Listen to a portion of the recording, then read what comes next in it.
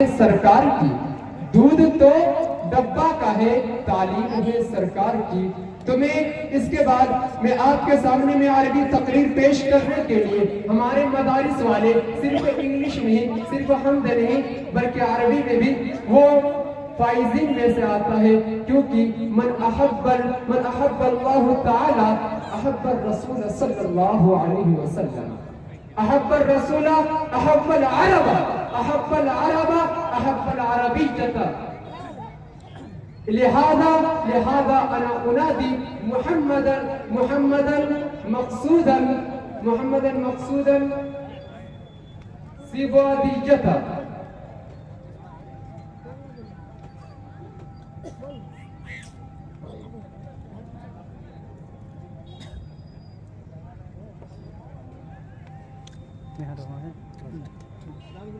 अस्सलामु अलैकुम व रहमतुल्लाहि व बरकातुहू। अल्हम्दुलिल्लाहि अल्लज़ी वसिअत रहमतुहु अस्समावाति वल अर्द, वस्सलातु वस्सलामु अला नबिय्यिल उम्मी अल्लज़ी बअथ अल्लाहु लियुज़हिरहु अला द्दीनि कुल्लिहि। अम्मा बाद, फ़अऊज़ु बिल्लाहि मिनश शैतानिर रजीम। बिस्मिल्लाहिर रहमानिर रहीम।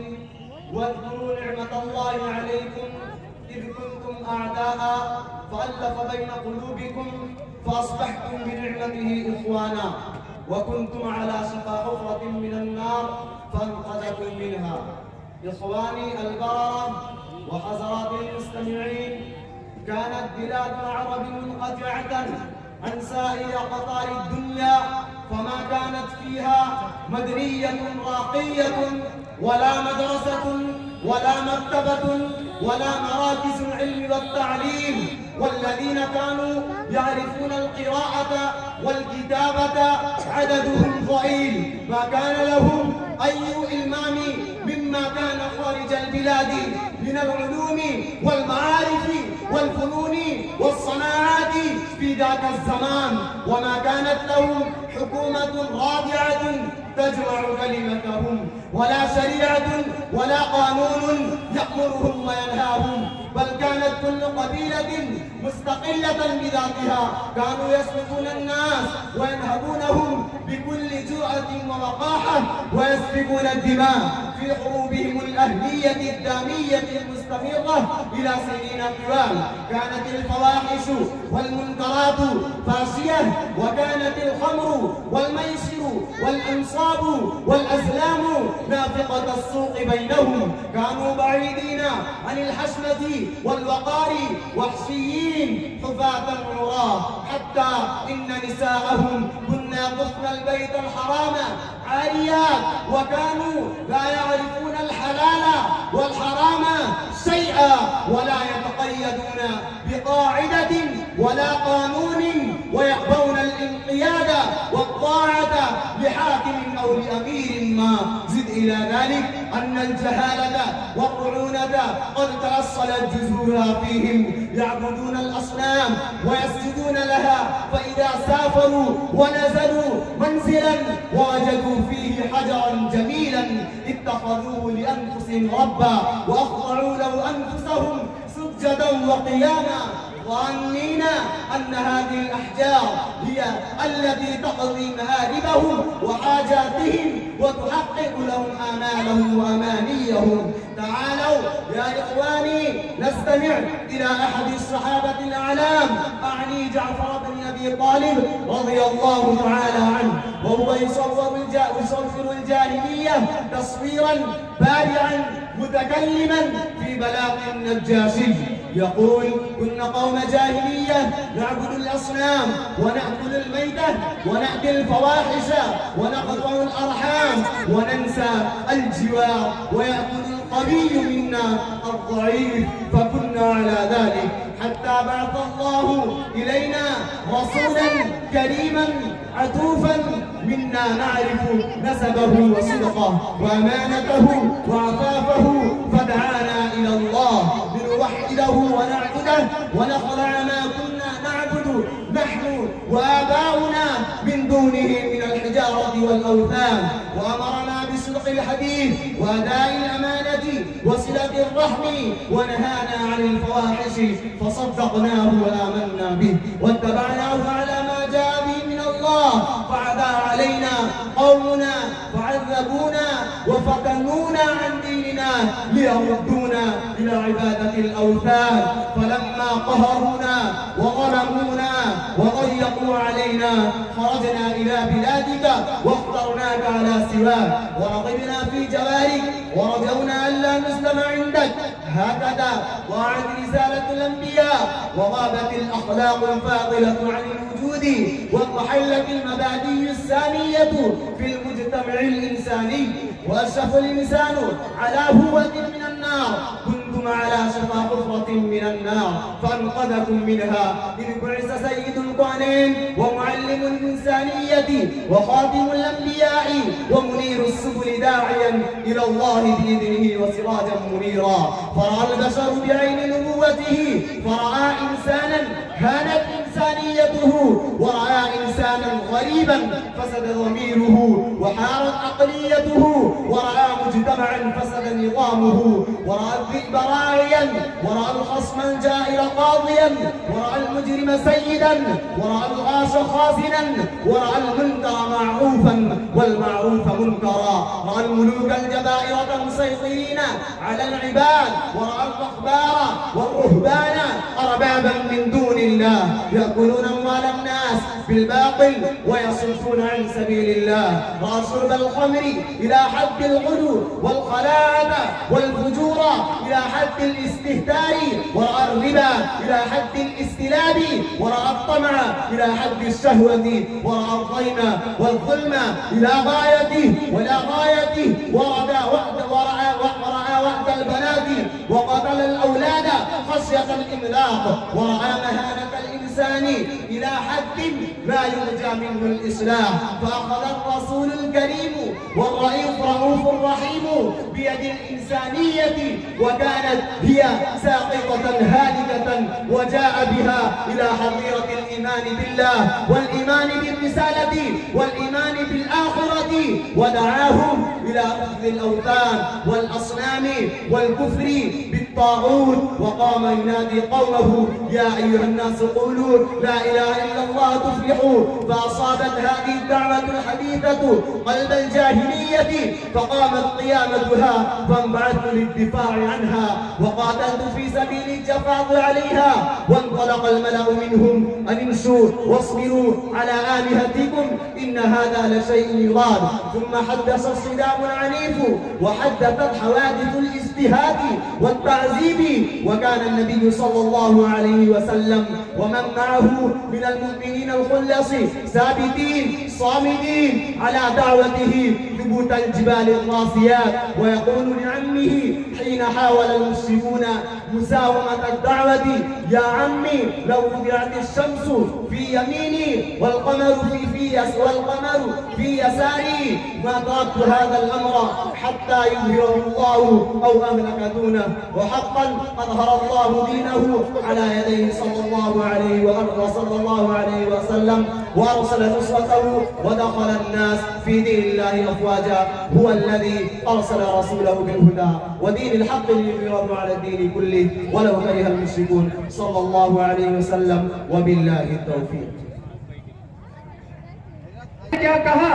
ये थे अरबी तकरीर जो इस मदरसे में पढ़कर इन्होंने मेहनत किया और आज इस मुकाम पर पहुंचे हैं। और हमारे कहते हैं कि हमारे मदरसे में क्या पढ़ाया जाता है? अरे वक़ाबी रूह जब बेदार होती है जवानों में, वक़ाबी रूह जब बेदार होती है जवानों में, नजर आती है उनको अपनी मंजिल आसमानों में। नहीं तेरा नशीमन कसरे सुल्तानी के गुंबद पर, नहीं तेरा नशीमन कसरे सुल्तानी के गुंबद पर, तू शाही है बसेरा कर पहाड़ों की चट्टानों में, तू शाही है बसेरा कर पहाड़ों की चट्टानों में। अब मैं आपके सामने मदारिस के लिए इन उलमाए किराम के तारीफ के लिए मैं एक हुनहार और शोला बयां मुक़र्रिर को पेश करना चाहता हूँ जो फुकारों से वो बिलोंग करता है। मैं उनसे बहुत अदब और एहतराम से एक गुजारिश करना चाहता हूँ कि ये बता दे कि हमारे उलमा क्या है, क्योंकि मदारिस अहले दीन के इज्जत व रफ़ात के ज़ामिन है। ये मदारिस ही की मैं बात कर रहा हूँ। मदारिस अहले दीन की इज्जत और रफ़ात की ज़ामिन है। मदारिस ही के दम से हिंद में इस्लाम बाकी है। मदारिस ही के दम से हिंद में इस्लाम बाकी है। मौसूफ मोहम्मद अब्दुल हमीद जो बुखारो से बिलोंग करता है वो डायस पर तशरीफ।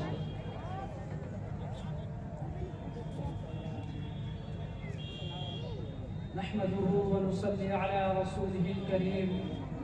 अम्मा बअद फअऊज़ु बिल्लाहि मिनश शैतानिर रजीम। बिस्मिल्लाहिर रहमानिर रहीम। इन्नमा यख्शल्लाह मिन इबादिहिल उलमा। वक़ाल अन्नबिय्यु सल्लल्लाहु अलैहि वसल्लम अल-उलमाउ वरसतुल अंबिया औ कमा क़ाल अलैहि सलातु वस्सलाम।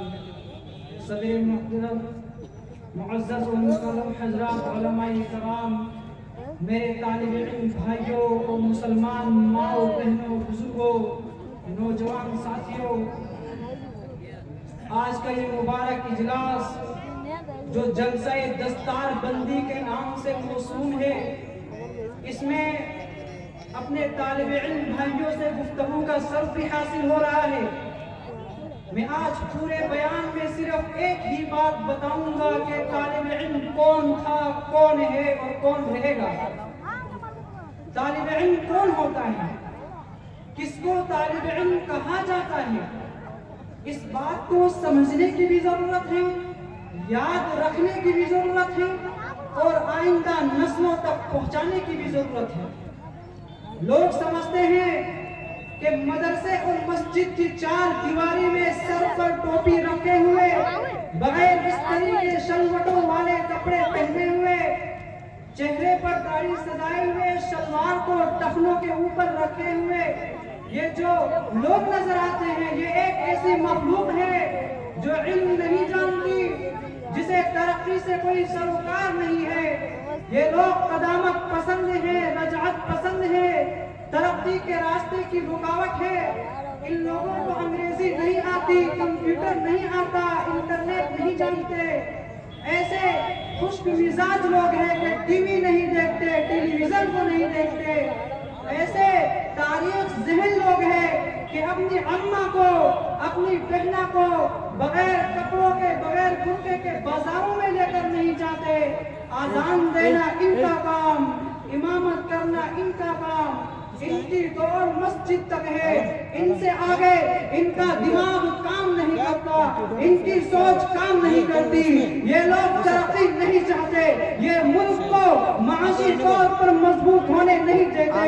ये फिरका परस्त लोग हैं, मामूली मामूली बातों से जज्बात में आ जाते हैं, भड़क उठते हैं। ये गरीब लोग हैं, दीन के नाम पे रुपया कमाते हैं, पैसा कमाते हैं, चंदा बटोरते हैं, अपनी जेबें भरते हैं। इनका काम लोगों को लड़ाना है, इनका काम फसाद बर्पा करना है।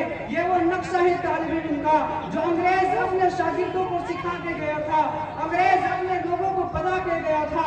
ये वो तालिब इल्म की शक्ल सूरत है जो आज आम मुसलमान की जहन में रखी हुई है। जिसे कहा जाए कि तुम अपने बच्चे को मदरसे में दाखिल कर दो तो वह इनकार कर देता है, कहता है पहले दुनिया की समझ बूझ आने दो, दुकान की खबर होने दो, कारोबार के लिए से आने दो, थोड़ी बहुत अंग्रेजी से सीखने दो। मैं इसे मदरसे में भेजकर अज़्म मुअत्तल नहीं बनाना चाहता, बेकार नहीं बनाना चाहता। यह वो शक्ल थी जो तालिब इल्म की अंग्रेज ने बताई, अमेरिका ने बताई, यहूदियों ने बताई, दूसरे लोगों ने बताई, हमारे मुसलमानों ने भी एतबार कर दिया। इसीलिए आज स्कूल वाले, कॉलेज वाले, यूनिवर्सिटी वाले तलबा से खिंचते हैं, इनको देखकर परेशान होते हैं, इनकी शक्ल सूरत देख के उन पे होश जारी होता है। आओ मुसलमानों, मैं तुम्हें तालिब इल्म की तारीख बताता हूँ, इसलिए कि मैं खुद एक अदना सा तालिब इल्म हूँ। तुम्हें तालिब इल्म की तारीख देखनी है, तुम्हें थोड़ा सा सफर करना होगा, तुम्हें मक्का की संगराम वादी की तरफ जाना होगा। उस जमाने में जब वहाँ पर एक शख्स ला इलाहा इल्लल्लाह मुहम्मदुर रसूलुल्लाह के ऐलान कर चुका था, उस वक्त दारे बनी अरकम में पहला मदरसा खुल चुका था। उस मदरसे के शागिर्द कौन थे?